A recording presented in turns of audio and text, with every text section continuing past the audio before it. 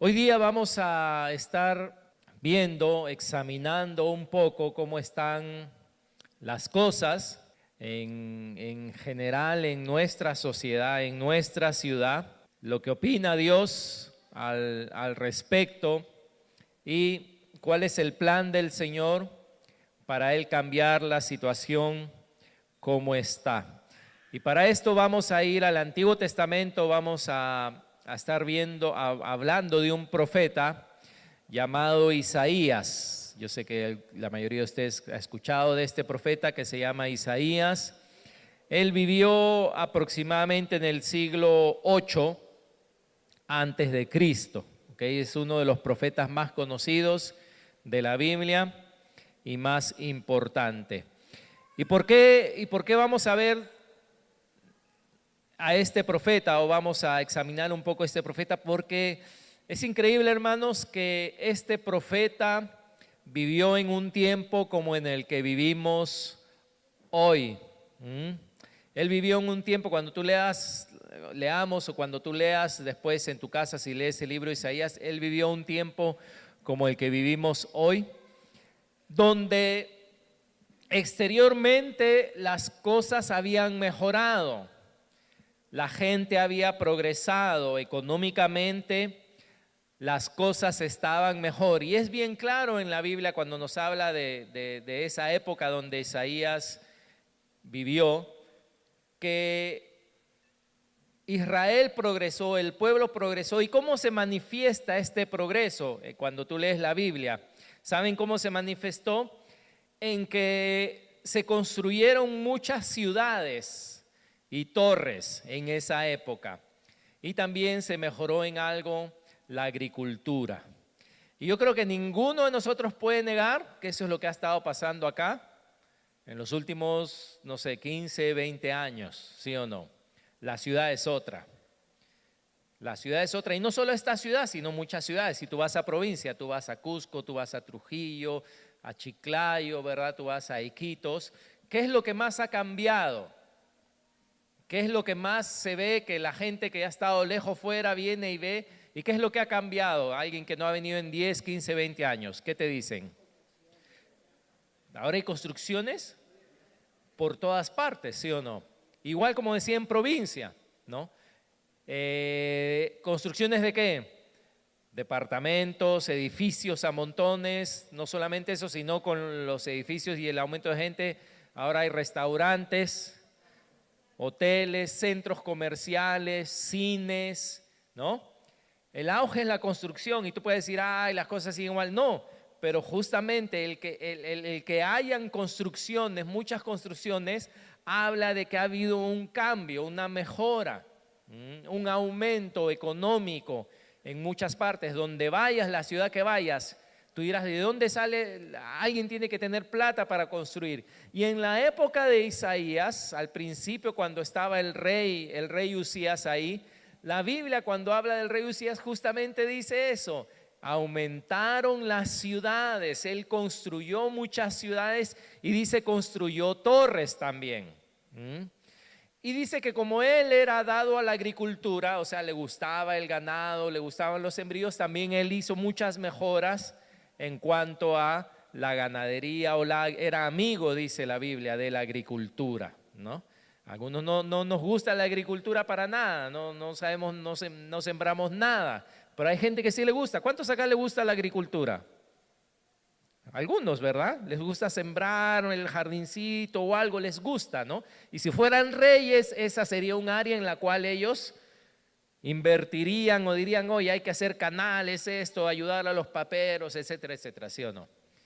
Así que Usías era este tipo de rey. Así que esa época se refleja, se manifiesta mucho, se asemeja mucho a nuestra época. Sí o no, cualquiera que tenga más de 30, 40 años, que sea de acá, puede decir que las cosas están mejor que antes. ¿Cuántos opinan lo mismo? ¿Verdad? Las cosas están mejor, ¿no? Qué bueno, las cosas están mejor, hay más ¿no? Antes no, los que tenemos ya de 30 y algo para arriba, ¿no? Como yo, ya las cosas, ¿no? Ya estoy más cerca a 50 que a 30, pero sabemos que las cosas han mejorado. Isaías vivió también en este tiempo. Podemos nosotros como él decir que estamos mejor, pero Dios no ve la economía. ¿Cuántos sabían eso? Dios no ve la economía, Dios ve el corazón. Y él veía que en la sociedad, estamos hablando de Israel, ¿no? Aunque la sociedad económicamente estaba mejor, habían más construcciones, más trabajo, más movimiento económico. Mientras por este lado la economía estaba aumentando, los corazones de las personas estaban yendo cuesta abajo. Mientras se crecía por un lado, y lo que la gente ve, oh, qué bonito, cómo la ciudad ha cambiado, cómo todo ha mejorado, lo que Dios ve estaba empeorando. Lo que Dios veía estaba empeorando. El problema es que muchas veces como esto es visible, como la mejora económica es visible, nos olvidamos y no vemos realmente lo que está sucediendo, cómo es que Dios ve las cosas. Porque esto como que nos atolondra, como que esto simplemente nos vuelve inefectivos, inactivos. Bueno, las cosas están mejor, la gente está mejor, hay más trabajo, hay más esto. Pero Dios lo que ve es que realmente las cosas están empeorando. No económicamente, sino lo que Él ve. ¿Y qué es lo que Dios ve? El corazón de la gente. Amén. Dios ve el corazón de la gente. A Dios le importa el corazón de la gente. Jesús mismo dijo, ¿de qué le vale al hombre ganar todo el mundo si pierde su alma? Así que no hay dinero en el mundo que pueda librarte de la muerte. No hay dinero en el mundo que pueda librarte de la condenación, que pueda librarte del infierno. E Isaías fue llamado por Dios a hablar de esto, a denunciar estas cosas, a decirle a la gente: de nada vale que tú prosperes, de nada vale que tú tengas más, de nada vale que seas religioso, inclusive decía Isaías. Ustedes en estas últimas semanas han visto el fervor religioso que ha habido en este país. El fervor religioso de la gente, ¿no? La gente lloraba, la gente se emocionaba religiosamente, admirados y haciendo sacrificios, ¿no? Religiosos para poder supuestamente ver a una persona especial, etc. Dios decía: no importa tu religiosidad si tu corazón no está conmigo. No importa si uno tuviera su casa llena de estatuas, llena de cuadros, llena de velas, llena de todo. Dios le decía al pueblo en esa época: no importan tus sacrificios, no importan tus canciones, no importa nada si tu corazón está lejos de mí, si tu corazón no es para conmigo. E Isaías fue llamado para levantar su voz, para hablar por Dios en un tiempo donde lo más fácil, hermano, sería quedarse callado. Cuando se queda callado, al final nadie lo molesta. Pero Isaías fue llamado para denunciar estas cosas, para hablar, para decir: esto está mal, se necesita un cambio. Como les mencioné, el rey que gobernaba en esa época, el rey Usías, fue un rey que empezó a gobernar a los 16 años de edad. Jovencito, imagínate un presidente de 16 años. Y dice la Biblia que él empezó bien, empezó a hacer lo correcto delante de Dios. ¿Quién tiene 16 años acá? ¿Alguien tiene 16 años? 16 años. Ok, ahí hay alguien con 16 años. Imagínate de presidente tú ahora, en vez de PPK. Seguro le está pensando, no quiero eso, ¿no? Paso, paso. El rey Usías empezó a gobernar a tu edad, pero él hizo, dice la Biblia, lo correcto ante los ojos de Dios. Y fue por él hacer lo correcto ante los ojos de Dios que de alguna forma el país empezó a prosperar. Dios empezó a bendecir el país. Pero allá él gobernó durante 52 años, porque como rey, ustedes saben, los reyes no son elegidos por el pueblo, los reyes son descendencia y hasta que mueran. Gobernó 52 años. La mayor parte de su vida, hermanos, él hizo lo correcto ante Dios. Pero cuando ya era mayor y todo le iba bien y él estaba muy bien, dice la Biblia que él se ensoberbeció. Él era rey y no fue suficiente para él ser rey. Él también quería hacer la labor de un sacerdote. Y en esa época tú eras rey y en esa época el otro era sacerdote, pero tú no podías ser, ¿no? Porque el rey era descendiente también del rey anterior y los sacerdotes también eran descendientes de Aarón o de los levitas, ¿verdad? Pero dice que él siendo rey, ¿qué le pasa a veces a alguno, verdad? Que no está contento con todo lo que es, con la bendición que uno ha recibido de Dios. ¿Qué mosquito nos pica? Que de repente dice, no estoy contento con lo que tengo, no estoy contento con lo que soy, quiero algo más, quiero experimentar algo más. Y una vez él agarró, se disfrazó de sacerdote y agarró incienso y se metió al templo para hacer la labor de sacerdote que Dios nunca le había llamado ni le había dicho que él sea. ¿Qué se le mete a uno, verdad? Siendo rey, tú dirás, pero si ya eres rey, ¿para qué más? Así es el ser humano a veces. No está contento con lo que tiene, con lo que ha recibido. Y dice la Biblia que él se metió al templo para querer ofrecer el incienso delante de Dios y al toque inmediatamente se le enfrentaron todos los sacerdotes para proteger, porque ellos estaban para proteger, vamos a decir, las cosas de Dios. Se le pusieron enfrente y le dijeron, ¿qué haces? No, aléjate, este no es tu lugar, para defender el lugar que ellos respetaban que era de Dios. Y Dios al ver esto dice que lo castigó al rey Usías. Y dice que le dio una lepra y delante de todos le empezó a salir una lepra en el cuerpo, desde la cabeza hasta los pies. Y los últimos años del rey Usías tuvo que estar en una casa apartado, mientras que su hijo se encargaba de gobernar o de los asuntos del reino. Acompáñeme a 2 de Crónicas 26, por favor, para ver esto.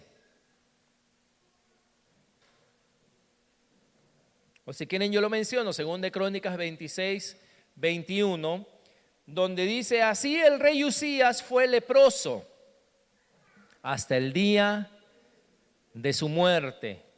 Y habitó leproso en una casa apartada, por lo cual fue excluido de la casa de Jehová. Y Jotam su hijo tuvo cargo de la casa real, gobernando al pueblo de la tierra. Y todo ese tiempo Isaías fue usado por Dios para ver el estado de la sociedad, del estado calamitoso de la sociedad de su época. ¿Te has dado cuenta que a la mayoría de nosotros realmente lo único que nos importa es cómo estamos nosotros?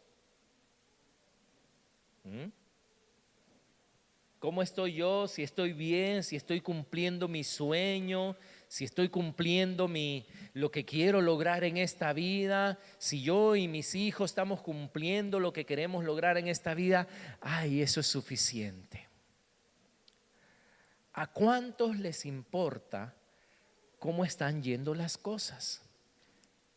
¿A cuántos les preocupa realmente cómo está nuestra sociedad? Porque ese fue el desafío que tuvo Isaías.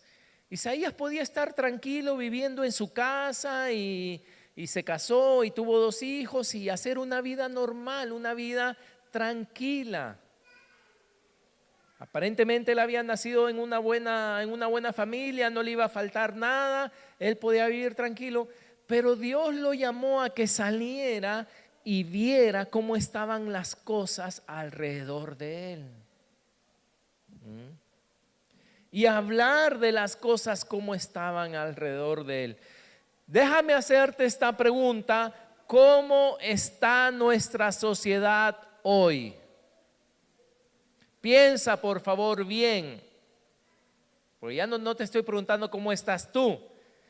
¿Cómo está nuestra sociedad hoy? ¿Cómo están nuestras calles? ¿Cómo están los niños? ¿Cómo están los jóvenes? ¿Cómo están las familias? ¿Cómo están los matrimonios? ¿Cómo se le trata a la mujer? ¿Cómo está nuestra sociedad hoy? De 0 a 10, ¿qué puntaje tú le pones a nuestra sociedad? 0 siendo lo peor, 0 siendo lo peor de lo peor y 10 siendo lo mejor de lo mejor. ¿Qué puntaje le pones a nuestra sociedad hoy? 0 algunos. ¿Quién más? 1 podría ser. 2, 5. Ok, 5 le pone a alguien. 2, 3. ¿Algún 9, algún 10? ¿Alguien está viviendo en otro planeta o no sale de su casa? No, ¿verdad? Hermano, si tú crees que tienes 5, 6, 7, 8, yo te digo que esta semana nomás veas las noticias. Veas las noticias para que te des cuenta cómo estamos. Entra a internet, entra ahí a la página del el INEI, el Instituto Nacional de Estadística e Informática. Fíjate ahí, hoy yo he estado viendo todo eso, la violencia en la casa, violaciones de menores, violaciones de mayores, crímenes, robos, asaltos, todas las estadísticas, todo están ahí, hermano. Por eso digo, nosotros estamos ciegos a eso. ¿Por qué? Porque mientras me va bien, mientras tengo trabajo, mientras estamos progresando, ¿verdad? Y yo quiero mi sueño de mi casa propia y mi sueño de mi auto y mi sueño de mi negocio y mi sueño de esto, cada uno está viviendo su sueño. Pero lo que no nos hemos dado cuenta es que somos parte de esta sociedad y lo que le pasa a ella nos afecta a nosotros. Y como Isaías necesitamos despertar para ver lo que hay fuera de nuestra casa, fuera de nuestro mundo, fuera de nuestros sueños, porque eso es lo que Dios ve. Es cierto, Dios nos ve a nosotros, pero nosotros no vivimos en una burbuja, hermano. Por eso decía, ¿cómo van las tasas de violencia doméstica? Abortos. Relaciones prematrimoniales. ¿Cómo va eso que a Dios no le gusta que los chicos tengan relaciones sexuales antes de casarse? En su palabra Dios es claro que eso a Él no le agrada, que no es lo mejor para el ser humano. ¿Cómo es la tasa de relaciones prematrimoniales entre jóvenes, de tener relaciones sexuales entre jóvenes? Nosotros lo podemos decir, bueno, simplemente son los jóvenes que están haciendo algo malo, pero eso está yendo en contra de Dios, en contra de lo que a Dios le agrada, en contra de lo que Dios quiere. Por eso sí le afecta a Dios. A mí no me afecta porque mientras no sean mis hijos, mientras no sea mi familia, todo está bien. Pero cada vez que se hace algo que está fuera de la voluntad de Dios, a Dios le afecta. Por eso es que Dios mandó a Isaías para decir, diles que no hagan eso, diles que cambien, diles que yo les doy oportunidad de arrepentirse, diles esto, diles lo otro. ¿Por qué Dios se encargaría de llamar a alguien para que le diga a la gente? Porque a Dios le afecta. Porque Él ama a la gente y Él sabe que a la gente le hace daño. Él, los mandamientos que ha puesto no son porque Él es un Dios que quiere que seas un infeliz y que no puedes hacer nada y que Dios te tiene restringido. No, sus mandamientos nacen de que Él te ama y quiere lo mejor para ti. Si Él te prohíbe algo es porque Él sabe que no es bueno para ti, que te va a hacer daño, que no es lo que Él quiere para tu vida, que a la larga va a traer consecuencias. ¿Cómo está? ¿Cómo la gente toma? Somos uno de los países más consumidores de cerveza. La gente se emborracha. La droga, hermanos, ¿tú sabes cuán barata es la droga aquí? Si tú te pones a manguear en una esquina a pedir moneditas simplemente limpiando ventanas, en unas horas ya conseguiste para drogarte, no es ni caro. No va a pedirle que me des precio porque la gente te va a mirar feo después, ¿verdad? Pero ¿alguien sabe cuánto cuesta un quete?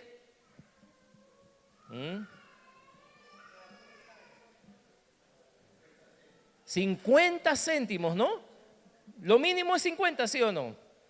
¿Tú has visto los que te limpian la ventana en el semáforo? Claro, porque vivimos rodeados de gente que compra. ¿Tú sabes, verdad, que limpias la ventana? ¿No? Te limpian la ventana. Y tú dices, no tengo. Aunque sea que te dicen 10 céntimos. Aunque sea 10 céntimos, te dicen. Te dicen inclusive aunque sea al regreso. Será limpio nomás y aunque sea al regreso, tú dices, no voy a regresar por acá. Porque está la angustia del drogadicto. Que de 10 que se van, uno regresará y se acordará de mí. 5 que le den 10 céntimos ya tiene para su, ¿verdad? Una hora quizás que le dure el efecto. Hermanos, la increíble cantidad de gente que consume drogas, marihuana, pastillas, todo. Ni siquiera podemos confiar en las estadísticas porque las estadísticas solo te dicen lo que se registra, lo que se acusa. Cuando alguien va a la comisaría, esa es estadística. ¿Cuántos no denuncian? ¿Cuánta gente que ha sido violada no lo denuncia? Esa chica que fue violada en una discoteca, ella no lo denunció. Fue que subieron el video y recién se movieron para poder hacer algo de justicia ahí. Ella nunca lo denunció, ni se dio cuenta. ¿Cómo está nuestra sociedad? ¿Cómo van todas estas cosas, hermanos, que le desagradan a Dios? No podemos estar tranquilos, no podemos estar como quien dice, como que si no pasa nada. ¿Qué pasa, hermanos, cuando hay un accidente en un bus? ¿Qué hace la gente que va a rescatar supuestamente o ayudar? Roban. Roban. Tú dirás, ¿verdad? Hay un accidente, están heridos todos, ¿no? Como el bus que cayó de acá del Cerro San Cristóbal, ¿no? La gente estaba robando antes de ayudar, robando. ¿Qué corazón tiene que tener uno, hermanos? Que cuando hay gente que puede estar por morir, mi mente me dice, agarra lo que puedas y corre.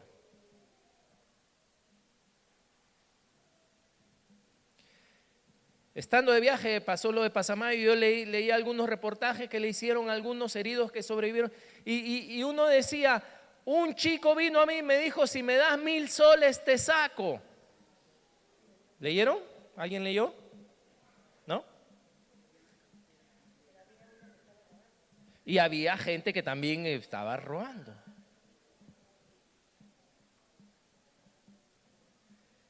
Y tú puedes pensar, pero no soy yo, pastor, ¿por qué me habla a mí? Eso me mira feo. ¿Acaso yo he sido? ¿Ah?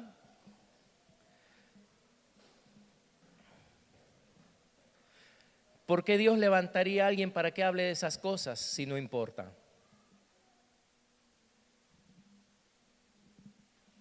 ¿Para qué Dios llamaría a alguien que arriesgue su vida, arriesgue su reputación, arriesgue su propia felicidad y denuncie estas cosas si no importan, no importa lo que suceda?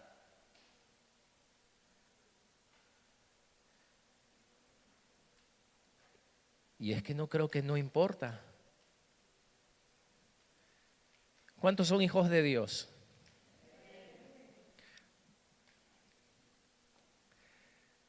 ¿Cuántos se acuerdan cuando eran más jóvenes y decían algo de tu mamá?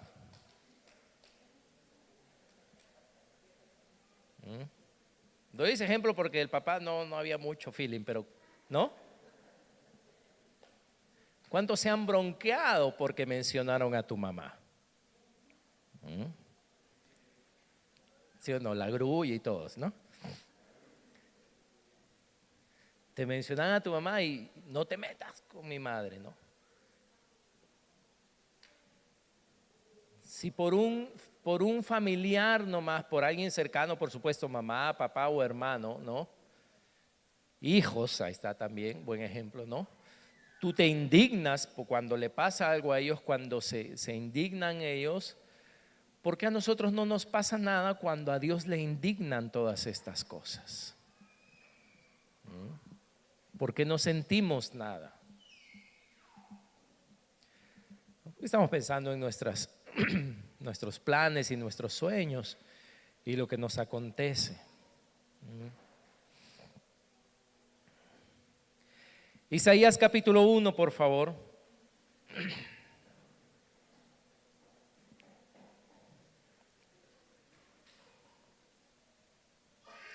Isaías capítulo 1.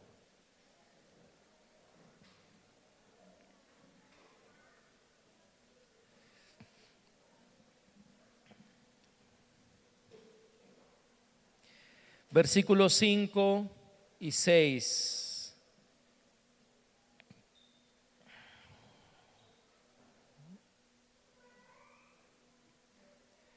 ¿Lo tienen? Sí, sí, y si la persona que está a tu costado no tiene Biblia, no ha traído, puedes leerla con él, con ella. Isaías 1, 5 y 6. Dios a través de Isaías habla a esa sociedad y fíjense lo que les dice: ¿por qué querréis ser castigados aún? Es que Dios le dice, es como si lo hicieras a propósito para que yo te castigue. ¿Alguien ha tenido alguna vez un hijo así medio que parece que cuando tú quieres que, o sea, lo estás haciendo porque tú quieres que te castigue? Y algunos niños dicen, sí, no, quieres castígame, no me duele, ¿no? Eso es lo que le está diciendo Dios a la sociedad. ¿Por qué querréis ser castigados aún? ¿Todavía os rebelaréis? Fíjense lo que dice Dios: toda cabeza está enferma y todo corazón doliente. Desde la planta del pie hasta la cabeza no hay en él cosa sana, sino herida, hinchazón y podrida llaga. No están curadas, ni vendadas, ni suavizadas con aceite. Dice el versículo 5, toda cabeza está enferma y todo corazón doliente. La cabeza nos habla de nuestra naturaleza intelectual, de la mente, y el corazón nos habla de nuestra naturaleza moral. ¿Ok?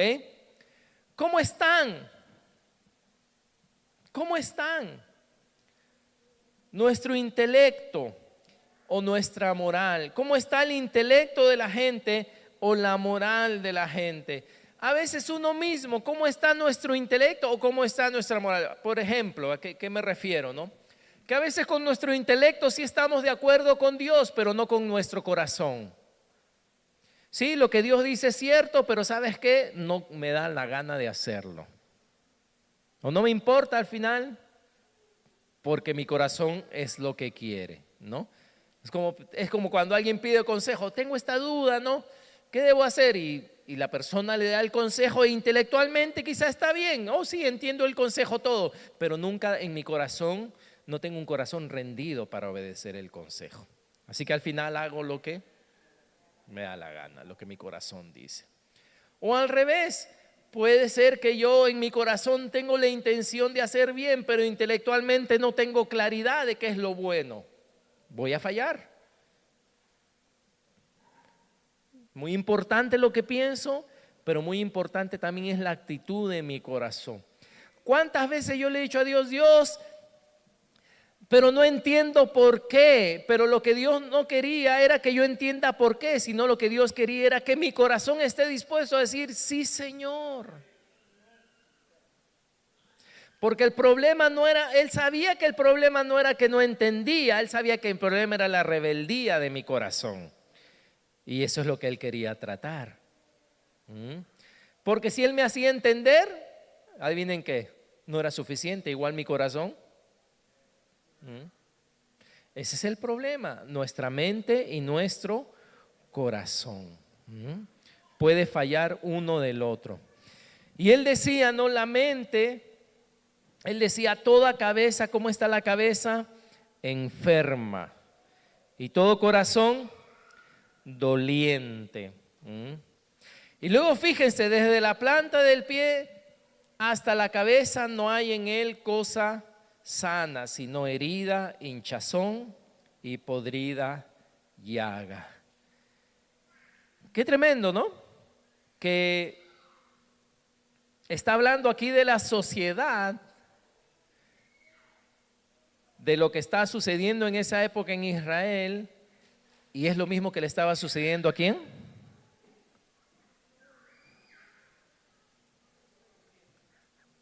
Al rey, ¿verdad? El rey también le pasaba lo mismo y a la sociedad también le pasaba lo mismo. ¿Qué quiere decir, hermanos? Que el gobierno era un reflejo de la gente. O la gente al final le pasaba lo mismo que le pasaba al gobernante.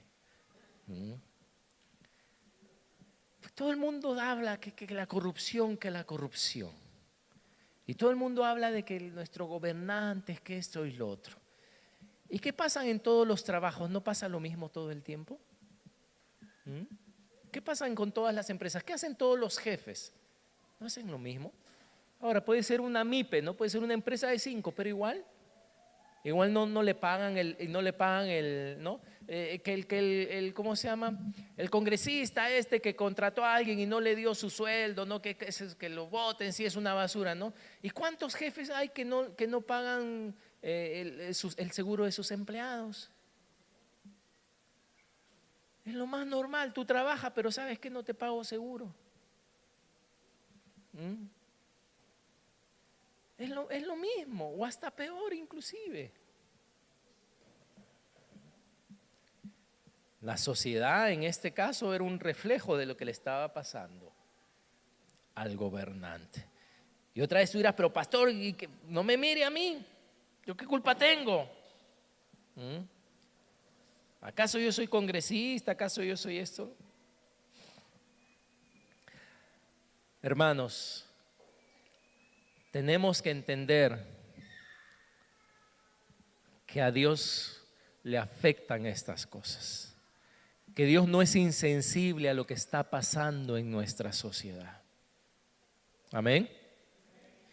Y otra cosa que quizás no hemos entendido es que Si Dios decidiera traer juicio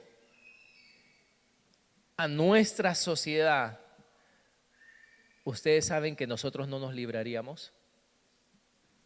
Ahí sí te preocupas. Ahí sí te preocupas. Porque si ellos dicen, ¿saben qué? Ya me aburrieron. Si Dios dijera, porque Él no lo va a decir, pero si Él dijera, ¿sabes qué? Ya me aburrieron. En este país lo único que hacen es quejarse. En esta ciudad lo único que hacen es robarse unos a otros, violentarse. Ya estoy cansado, les voy a traer el juicio que merecen. Y nosotros estamos aquí cantando aleluya y gloria a Dios.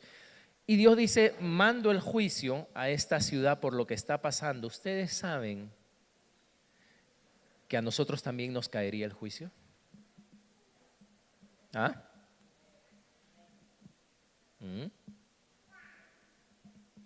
Así como también nos cae la bendición, si el país mejora, ¿te ha caído la bendición o no? ¿Verdad? También te cae la bendición. Si Dios dice que Él hace llover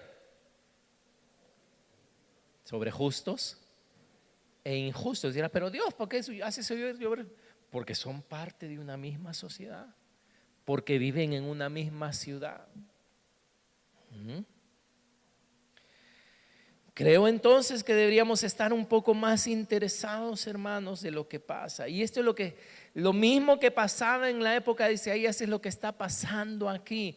La gente está prosperando, una sociedad que está prosperando, pero bajo esa capa de prosperidad, la maldad de la gente también está prosperando, hermanos. Las cosas están peores. La maldad está aumentando, hablando de lo que la construcción ha aumentado, ¿verdad? Como hay más construcción, todo. Hay un hermano que trabaja para una constructora y la construcción está aumentando, y adivina qué hacen los jefes, reduciendo personal para gastar menos. Y sacaron un montón de gente de su departamento, y ahora él tiene el triple, cuádruple de trabajo. No le importa al jefe, si no quieres, no importa, hay otros esperando tu puesto. Pero si estamos progresando, ¿por qué? Porque el progreso económico no significa progreso moral, no significa progreso espiritual. Más bien tapa, opaca el camino del hombre sin Dios, que es hacia abajo. Y esto es lo que vemos, hermanos, en esta época. Lo mismo de la época de Isaías, bajo la capa de prosperidad, la maldad de la gente está prosperando. Tenían un gobernante que se enorgulleció, por esa causa enfermó, y fíjate, el gobernante fue puesto en arresto domiciliario. Bueno, no fue arrestado, pero lo mandaron a una casa de la cual no podía salir.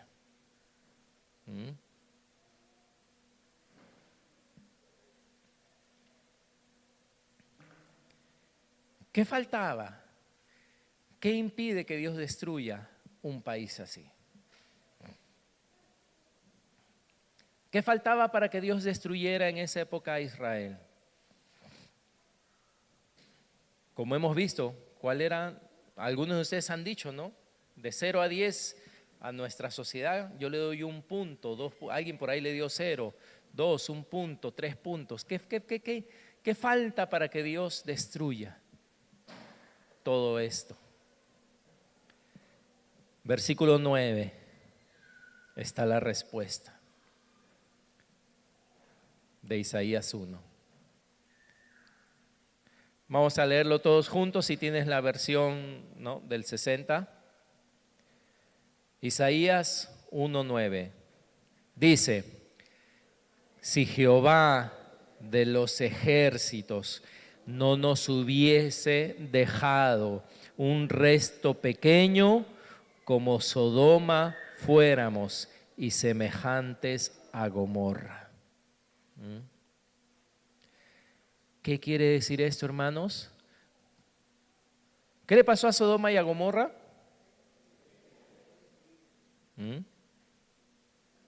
Dios las destruyó. ¿Por qué las destruyó Dios? Porque moralmente, ¿cómo estaban? Mal, ¿verdad? Mal. Y una de las cosas que imperaba ahí era el homosexualismo, ¿no?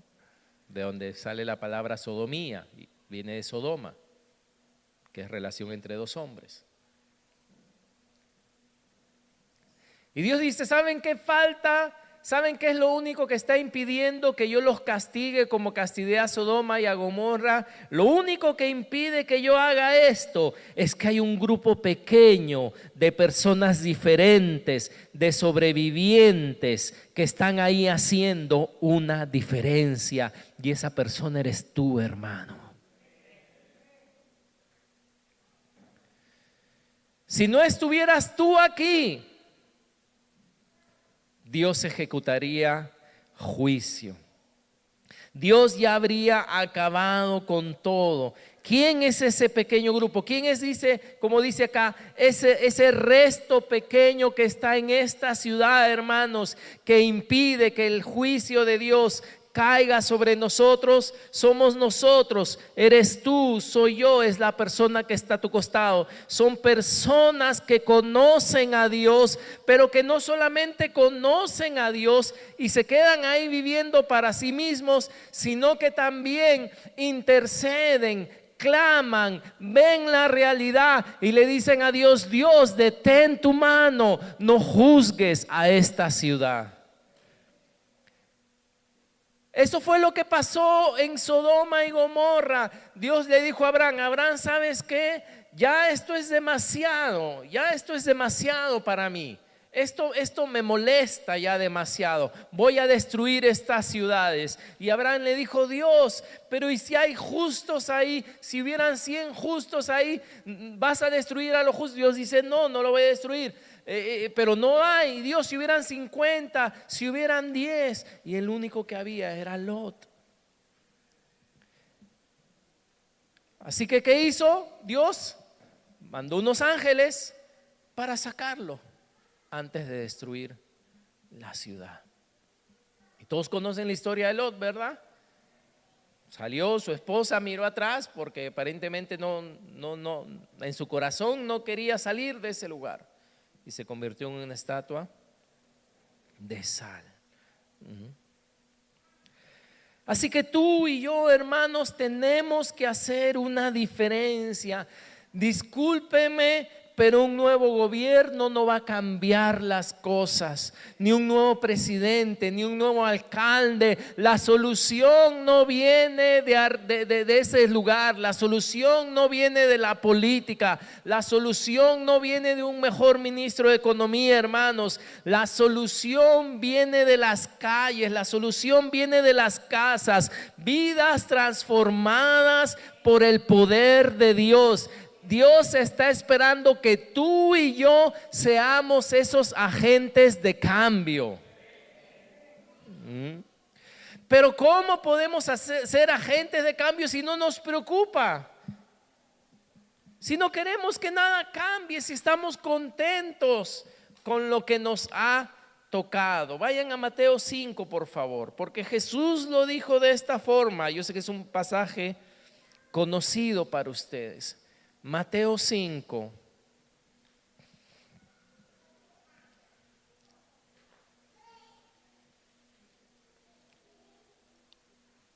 Versículo 13. Dice: ustedes son la sal de la tierra. Amén.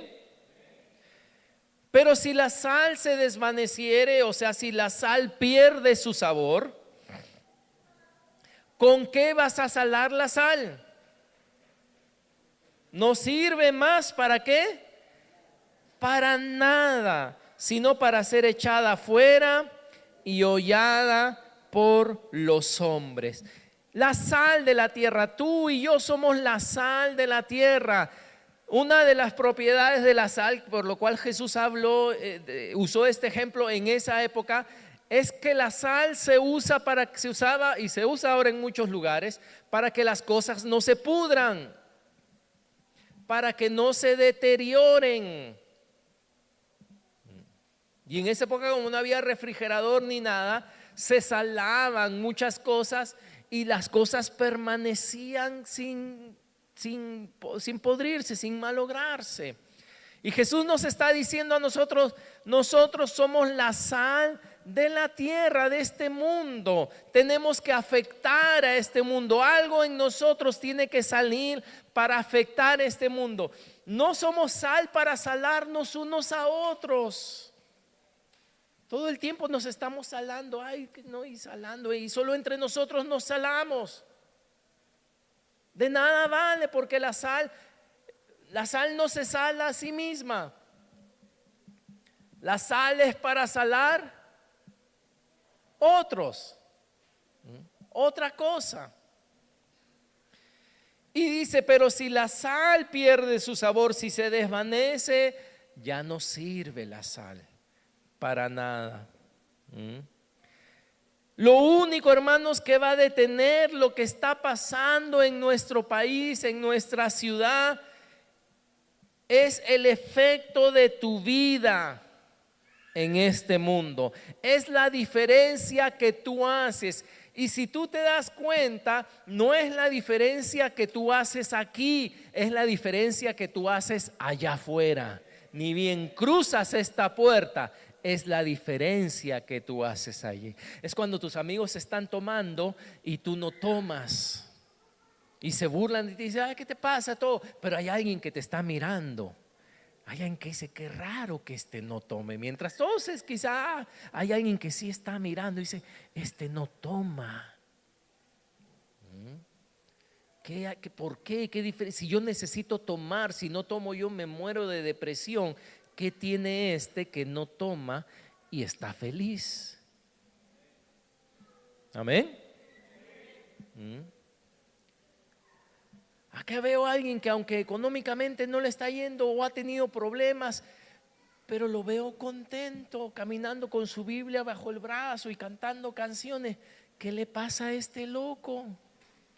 O a esta loca, para que las mujeres no se queden, no se sientan que le estamos dejando de un lado. ¿Qué le pasa? ¿Qué tiene? No tiene lógica. Hay un efecto, hermanos. ¿Por qué? Porque a Dios le afecta lo que está pasando y Dios quiere cambiar lo que está pasando, pero para Dios cambiar lo que está pasando nos tiene que usar a nosotros. No hay otra, nos tiene que usar a nosotros para poder dar lo que hemos recibido. ¿A cuántos Dios ha cambiado, hermanos, aquí? ¿Cuántos tienen un testimonio? ¿En cuántos Dios ha hecho milagros? Amén. ¿Cuándo fue la última vez que se lo dijiste a alguien?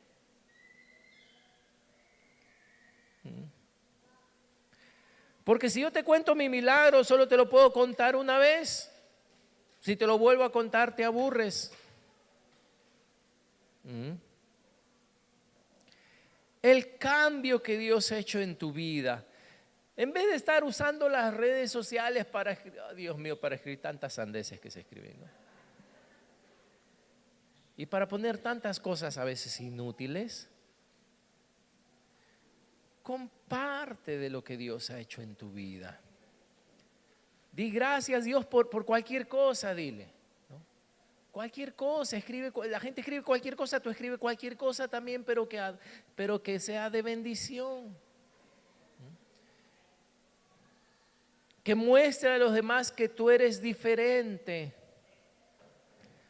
Cuando todo el mundo dice, porque el país está dividido, que el chino se muera en la cárcel y que el chino viva para siempre, ¿no? Está dividido el país. Pobre chino. Tú pon ahí. Lo que Dios nos dice es que oremos por nuestros gobernantes. Haz la diferencia. Haz la diferencia en tus palabras, en tu forma de vivir, en tu forma de actuar. Marcos capítulo 6. Ya estamos terminando.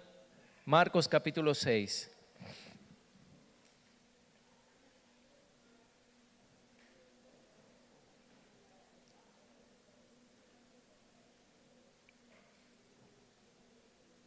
Versículo 10 dice, y les dijo, acá es cuando, fíjate, el Señor Jesús mandó a sus discípulos a predicar.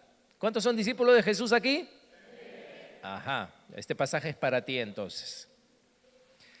Y les dijo, donde quiera que entréis en una casa, posad en ella hasta que salgáis de aquel lugar, porque si van a ir a otras ciudades, ¿no? Como que de aquí algunos se van a Chincha, ahí, y entras en una casa, quédate ahí, dice, hasta que salgas de aquel lugar. Y si en algún lugar, ¿qué dice? No os recibieren, ni os oyerá, no, tú eres evangélico, cristiano, no, ¿sabes qué? Yo no estoy interesado en nada de esas cosas, vete, no queremos escucharte, ¿ok? Sal de allí, ¿y qué dice? Sacudid el polvo que está debajo de vuestros pies para testimonio a ellos. ¿Qué testimonio? De que no quisieron escuchar la palabra de Dios. ¿Qué quiere decir esto, hermano? Que cuando alguien no quiere escucharte, tú tienes que decirle algo. En este sentido era sacudirse, ¿no? Y la gente ya entendía lo que quería decir. Pero si ahora tú te sacudes los pies, ¿qué le pasa, no? Tiene hongos, ¿qué le pasa, no? ¿Ah? ¿No? ¿Qué se sacude los pies, qué le pasa? La gente no te va a entender, ¿no? Tú tienes que decirle a la gente, mira, ¿sabes qué? Dios me envió para hablarte a ti. Y tú no quieres escucharme y es tu derecho, perfecto. Pero lo que sí te tengo que decir es que van a haber consecuencias por tu rechazar al Señor. Nada más. No tienes que mandarle la maldición, ¿no? de Goku, nada, no tienes que, nada, no tienes que hacer nada más, no tienes que, ¿no? Irte molesto, ¿no? Y el Señor te va a hacer esto, no, si el Señor no te dice que digas nada, no aumentes, algunos son bien aumentones, ¿no? Y el Señor me muestra que te va a ir, no aumentes, no maldigas, claro. Es testimonio nomás dice, testimonio, ¿no? Para testimonio. Porque fíjense lo que dice después. De cierto os digo, o sea, esto es de verdad, esto no es broma, no es exageración, de cierto os digo. ¿Qué dice? Que en el día del juicio será más tolerable, o sea, más tolerable, ¿no? El castigo para los de Sodoma y Gomorra que para aquella ciudad. Hermano, Jesús está exagerando acá, Él habla así solo para asustar a la gente. ¿Ustedes creen que Él está hablando las cosas en serio? ¿Qué pasa? ¿Qué pasa con una ciudad, con un grupo de personas que rechazan el mensaje? Y no como Sodoma y Gomorra, que fue en el Antiguo Testamento, ¿verdad? Que no tenían profeta, nadie. Y dice que el castigo de Sodoma y Gomorra en el día del juicio va a ser más tolerable que el de un pueblo, una ciudad, una casa que rechaza al Señor. Por eso dice el versículo 12, que dice, y saliendo, ¿qué predicaban? Que Dios quiere que todos sean ricos, ¿no? La sal. Predicaban que los hombres se arrepintiesen. Pónganse en pie, amados hermanos.